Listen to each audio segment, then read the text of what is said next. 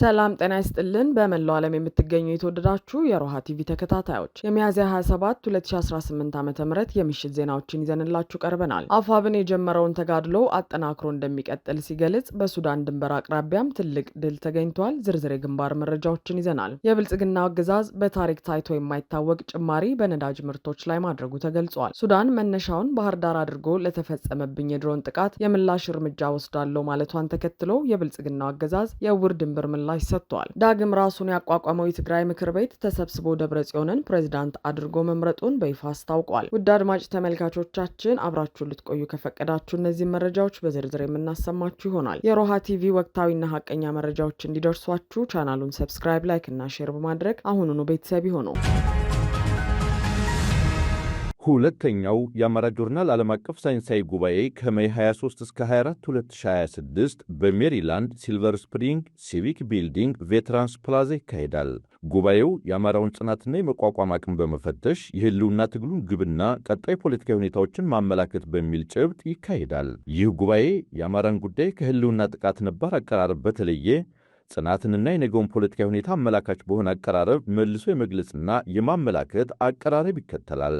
በመሆኑም በዚህ ዓለም አቀፍ የአማራ ሳይንስ ጉባኤ የመሳተፍ ፍላጎት ያላችሁ በሰሜን አሜሪካ የምትገኙ የአማራ ተወላጆችና ኢትዮጵያውያን በጉባኤው እንድትታደሙ ተጋብዛችኋል።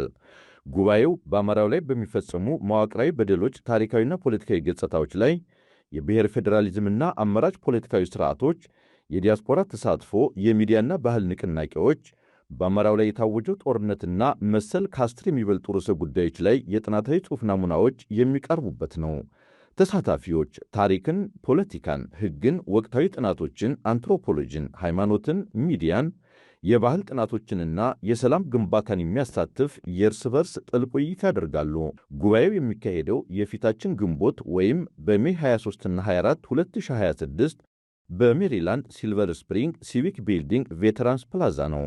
ድጋሚ ለማስታወስ ሳተርዴይ ሜይ 23፣ ሰንዴይ ሜይ 24 ሰዓቱ ከ8 ኤኤም እስከ 6 ፒኤም ሲሆን ጉባኤው በአካል በሚገኙ ተሳታፊዎች የሚካሄድ ይሆናል። አማራ ጆርናል አፋብን የጀመረውን ተጋድሎ አጠናክሮ እንደሚቀጥል ሲገልጽ በሱዳን ድንበር አቅራቢያም ትልቅ ድል ተገኝቷል። 85ኛውን የአርበኞች ድል በዓል አስመልክቶ የአማራ ፋኖ ብሔራዊ ንቅናቄ መግለጫ ሰጥቷል። ሚያዝያ 27 1928 ዓ.ም ኢትዮጵያን የወረረው ጣሊያን ፋሽስታዊ አገዛዝ ከ5 ዓመታት ተጋድሎ በኋላ በተመሳሳይ ቀን ተሸንፎ የወጣበት ዕለት በመሆኑ በሀገራችን የነጻነት ታሪክ ውስጥ ጉልህ ድርሻ ያለው ዕለት ነው ብሏል። አፋብን በመግለጫው ይህ ዕለት ፋሽዝም የተሸነፈበት ብቻ ሳይሆን በተመሳሳይ ቀን የኢትዮጵያ ሉዓላዊነት የተረጋገጠበት ታሪካዊ ቀን ነው ያለው አፋብን ለመላው ኢትዮጵያውያን እንኳን ለአርበኞች ቀን አደረሳችሁ ብሏል። የብልጽግናው አገዛዝ የሀገሩን የፖሊሲ ሉዓላዊነት ከማከራየት አልፎ አየር ኃይሉንና መሰል ተቋማትን ለውጭ ኃይሎች መፈንጫ በማድረግ በአርበኞች መስዋዕትነት የተገኘውን የሀገር ነጻነት ለርካሽ ስልጣን ሲል አሳልፎ በመስጠቱ ሀገራችን ያልተነገረ ቅኝ ግዛት ውስጥ እንድትገባ አድርጓታል ሲልም አስታውቋል። የብልጽግና አረመኔ አገዛዝ በአምስቱ የአርበኝነት ዘመን ጣሊያን ኢትዮጵያ ላይ ከፈጸመው ግብ በብዙ እጥፍ የራቁ የዘር ማጥፋትና ሰብአዊነት ላይ የሚፈጸሙ ወንጀሎችን በአማራ ሕዝብ ላይ እየፈጸመ ነው። የአባቶቹን ታሪክ የወረሰው ሰራዊታችን የአማራን ሕዝብ ህልውና ለማስከበርና የኢትዮጵያን አንድነት ለማስጠበቅ ከዘመኑ ጥቁር ፋሽስቶች ጋር በመተናነቅ ላይ እንደሚገኝም ገልጿል። ዘር አጥፊውን አገዛዝ ታግለን በማሸነፍ የተነጠቅነውን ሀገር ማስመለስ ግባችን እንደመሆኑ መጠን ንቅናቄው አሁን ላይ እያደረገ ያለው ትግል የቀድሞ አርበኞች ካደረጉት የነጻነት ተጋድሎ ጋር ተመሳሳይነት እንዳለው ተገልጿል። ጽናትን አይበገሬነትን ቁርጠኝነትን በሚጠይቀው ተጋድሎ ውስጥ በመስዋዕትነት ድል እያስመዘገበ ያለው ሰራዊታችን በአማራ ህዝብ ጠላቶች ላይ የጀመረውን የህልውና ትግል አጠናክሮ የሚቀጥል መሆኑን በዚህ አጋጣሚ እናረጋግጣለን በማለትም አጽንኦት ሰጥቷል። በሌላ በኩል የመተማ ወረዳ የንግድ ማዕከላት ከአገዛዙ ዘራፊዎች ነጻ መውጣታቸው ተሰምቷል።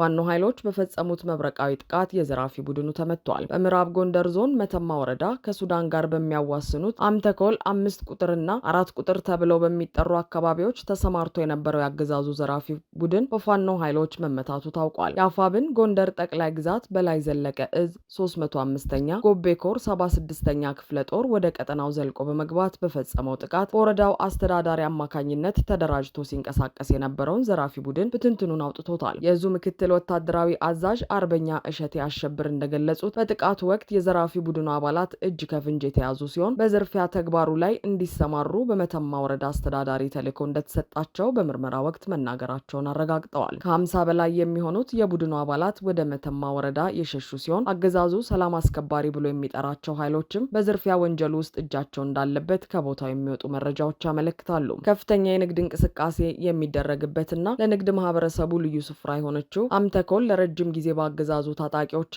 በዘራፊዎች እንግልት ሲደርስባት እንደቆየች የአካባቢው ማህበረሰብ ገልጿል። የቀጠናው የፋኖ አመራሮች እንደገለጹት የኢንተርኔት አገልግሎት ሲገኝ ስለተከናወነው ኦፕሬሽንና ስለተያያዙት ምርኮኞች ሙሉ ማስረጃውን ለህዝብ ይፋ እንደሚያደርጉ አስታውቀዋል። ይህ በእንዲህ እንዳለ በሸዋ ጠቅላይ ግዛት አሳምነው እዝ ማጀቴ ግንባር የአገዛዙ ኃይል በአስደናቂ የፋኖ ጀግንነት እየተመከተ እንደሚገኝ ተገልጿል። በሸዋ ጠቅላይ ግዛት የፍራታና ግድም ወረዳ ማጀቴና አካባቢው ከትናንት ሚያዝያ 26 2018 ዓ.ም ጀምሮ 2018 ዓ.ም ጎህ ሲቀድ ጀምሮ የተቀሰቀሰው ከፍተኛ ውጊያ እስከዚህ ሰዓት ድረስ በአስደናቂ የፋኖ ጀግንነት እየተመከተ ነው። በዚህም ከኮምቦልቻ፣ ከኬሚሴ፣ ከአጣዬና ከመሃል ሜዳ የተሰበሰበው የአብይ አህመድ አየር ወለድ ኮማንዶ ኃይል በአራት አቅጣጫዎች ወረራ ለመፈጸም ቢሞክርም በቦታው በሚገኙት የፋኖ ክፍለ ጦሮች ብርቱ ጥቃት ተመቶ ወደ መጣበት እንዲመለስ ተደርጓል። በማጀቴ ቀጠና መስኖና ጅጉቤ አካባቢ 7 ለ7 ክፍለ ጦርና አጼ ይኩኖ አምላክ ክፍለ ጦር የጠላትን ጥቃት በጽናት ሲመክቱ ውለዋል። በተለይም በካራ ለጎማ በተካሄደው ከባድ ፍልሚያ 7 ለ7 ክፍለ ጦር የጠላትን ኃይል በመግታት ከፍተኛ ድል ተጎናጽፏል። በአርብ ገበያ ግንባር ደግሞ የሁለቱ ክፍለ ጦሮች ሻለቆች ለ46 ሰዓታት ያለሰለሰ ውጊያ በማድረግ የጠላትን ኃይል አንገቱን አስደፍተው ወደ ኋላ መልሰውታል። በመንዝ ጌራ ወረዳም ብሩኬ ደንሴ ክፍለ ጦር በቆረጣ በመግባት የጠላትን ኃይል በመደምሰስ የሟቾችን አስክሬን ወደ መሃል ሜዳ ከተማ መመለሱ ተረጋግጧል።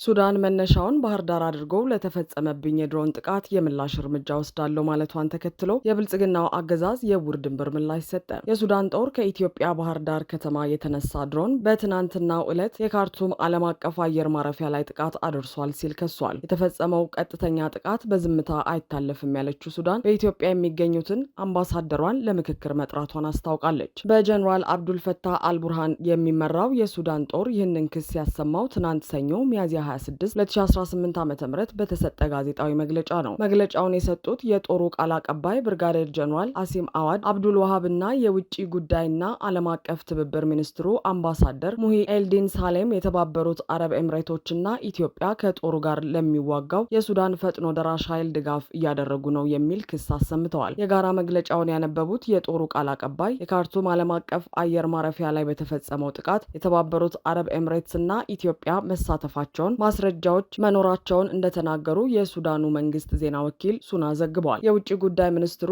አምባሳደር ሙሂ ኤልዲን ሳሌም በበኩላቸው ጥቃቱ የተፈጸመው ከኢትዮጵያ መሆኑ በማስረጃ ተረጋግጧል ብለዋል። የሱዳን ጦር ቃል አቀባይ ከአውሮፓውያኑ መጋቢት ወር ወዲህ ከኢትዮጵያ ባህር ዳር አየር ማረፊያ የተነሱ 3 ድሮኖች ዋይት ናይል፣ ብሉ ናይል፣ ሰሜን ኮርዶፋን እና ደቡብ ኮርዶፋን ግዛቶች ውስጥ ጥቃት እንደፈጸሙ በመጥቀስ ከሰዋል። ይህ መረጃ ይፋ መደረጉን ተከትሎ የብልጽግናው አገዛዝ የውጭ ጉዳይ ሚኒስትር የሱዳን ጦር ከኢትዮጵያ የተነሱ ድሮኖች ጥቃት ፈጽመዋል በሚል ያቀረበውን ክስ መሰረተ ቢስና በውጭ ኃይሎች ትዕዛዝ የቀረበ ሲል የተለመደ ማስተባበያውን ሰጥቷል። የብልጽግናው አገዛዝ ሱዳን ለተለያዩ ጸረ ኢትዮጵያ ኃይሎች ማዕከል መሆኗን እንዲሁም የአገሪቱ ጦር የህወሓት ቅጥረኛ ተዋጊዎችን እየተጠቀመ ነው ሲል ከሷል። የብልጽግናው አገዛዝ ዛሬ ባወጣው መግለጫ በትናንቱ የጋራ መግለጫ የቀረበውን የሱዳን ክስ መሰረተ ቢስ ሲል ውድቅ አድርጎታል። ውጭ ጉዳይ ሚኒስትር ተፈጽመዋል በሚል ከጠቀሳቸው ጥሰቶች አንዱ ከህወሓት ቅጥረኛ ተዋጊዎች ጋር የተገናኘ ነው። በግጭቱ ውስጥ የህወሓት ቅጥረኛ ተዋጊዎች በስፋት የመጠቀም ድርጊት መታየቱ ነው ብሏል። የሱዳን ጦር ኃይሎች ለእነዚህ ቅጥረኛ ተዋጊዎች የመሳሪያና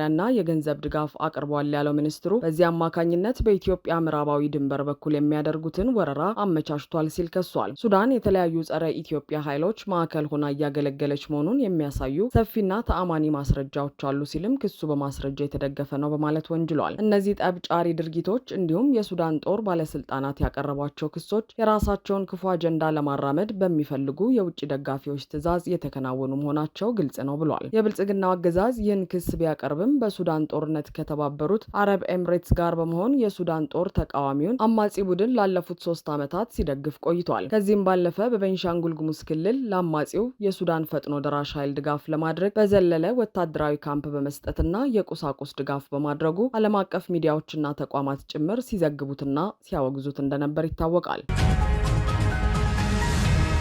የብልጽግናው አገዛዝ በታሪክ ታይቶ የማይታወቅ ጭማሪ በነዳጅ ምርቶች ላይ ማድረጉ ተገለጸ። አብይ አህመድ የሚመሩት የብልጽግና መንግስት ከትናንት ሰኞ ሚያዝያ 26 2018 ዓ.ም ምሽት 12 ሰዓት ጀምሮ ተግባራዊ የሆነ አዲስ የነዳጅ ችርቻሮ ዋጋ ጭማሪ አድርጓል። ከሁለት ወራት በፊት በአይኤምኤፍ ጫናና በሀገር ውስጥ በሚደረገው የማያቋርጥ ጦርነት ምክንያት የብልጽግናው አገዛዝ ነዳጅን 200 ብር ድረስ ለመጨመር ውጥን ይዞ እንደነበር መዘገቡ ይታወሳል። ይሁን እንጂ በወቅቱ ተቃውሞች ሲበረቱና በማህበራዊ ሚዲያ ጫና ሲደረግ ይህን ጭማሪ አዘግይቶት እንደነበር አይዘነጋም። ሆኖም ግን የአሜሪካና ኢራን ጦርነት መጀመር ብልጽግና ይህን ውጥኑን እንዲተገብር መንገድ ከፍቶለታል። በዚህም የማያቋርጥ የነዳጅ ጭማሪ በየሳምንቱ ማድረጉን ቀጥሎበታል። የኢራን ጦርነት ከተጀመረ ወዲህ ኢትዮጵያ ውስጥ ለሶስተኛ ጊዜ በተደረገ የዋጋ ጭማሪ የቤንዚን ችርቻሮ ዋጋ ላይ በሊትር 25 ብር ጭማሪ ተደርጓል። ከፍተኛውን ለውጥ ያስተናገደው የአውሮፕላን ነዳጅ ሲሆን ዋጋውም በአንድ ጊዜ ከእጥፍ በላይ የ169 ብር ጭማሪ ተደርጎበታል። በትናንቱ አዲስ የዋጋ ተመን ከፍተኛ ጭማሪ የተደረገበት የአውሮፕላን ነዳጅ ሲሆን ዋጋውም ከእጥፍ በላይ በመጨመር 319 ብር ከ76 ሳንቲም ገብቷል። ዋጋው በ151 ብር ያደገው ኬሮሲንም ከፍተኛ ጭማሪ ተደርጎበት 320 ብር ከ66 ሳንቲም እንዲሸጥ ተወስኗል። ቤንዚን ላይ የተደረገው የ25 ብር ጭማሪ ሲሆን ዋጋውም 167 ብር ከ50 ሳንቲም ሆኗል። የ17 ብር ጭማሪ የተደረገበት ነጭ ናፍጣ ደግሞ የ1 ሊትር ዋጋው 180 ብር ከ46